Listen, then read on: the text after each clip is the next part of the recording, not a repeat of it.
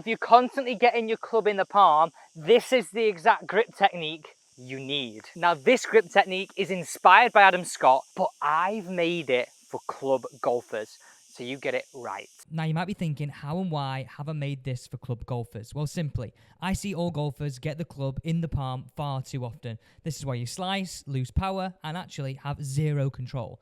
But this guarantees the club in the fingers every single time. Now, I know none of us are Adam Scott, so that's why I've made it a simple, easy guide to follow. So this is the starting point. Just pinch the club between two fingers and make sure your club face is at 90 degrees to your feet. And that's really important, 90 degrees to your feet. I'll show you that from my point of view here. That's your first starting point. The reason why this is faultless, you'll get it in the fingers straight away. Next, I need you to grip one finger short of the top of the club. And look how automatically that club is straight away in the fingers. I would never go and grab it in the palm like that. I wouldn't there, I just wouldn't. So that's our next point, in the fingers, out to the side. So if I then move my club, look how many knuckles I'm showing. 1, 2.5. And this crease is pointing into my right shoulder. Now that happened automatically, absolutely automatically. And this is why it's made for club golfers, right? We have enough swing thoughts as it is. We don't want to be thinking about grip at all. So you'll notice I've still got my lead hand on the golf club. It doesn't come off. I address my golf ball. Now I'll do you a little sneaky extra here. I'll show you what I do with driver and irons. Dress your ball, okay? With driver, go halfway down your right thigh or just where your fingers are just short of your knee. Now look what that does to my shoulders. They're slightly up. Now I come under, wrap my fingers on, and see how my sort of crease here sits on that thumb. Look at that.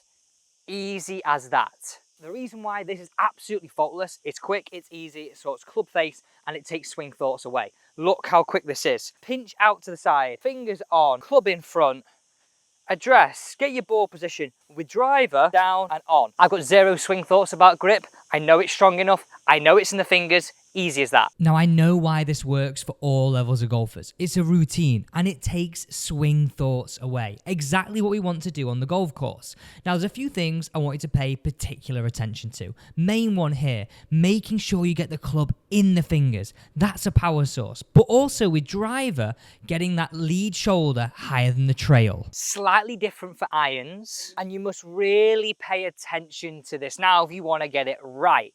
So we're going to start in a similar position where we're pinching the club, and have a look at this here. I'm pointing the toe of my club just there like that against my toe, making sure it's not like this or like this. I want to make sure it's in line, just like that. The reason why you do it like that is simply sometimes there's quite a lot of offset on these irons. So it makes it hard to know if the club face is square or not. So there's no point taking a good grip if your club face is not square. That's just crazy.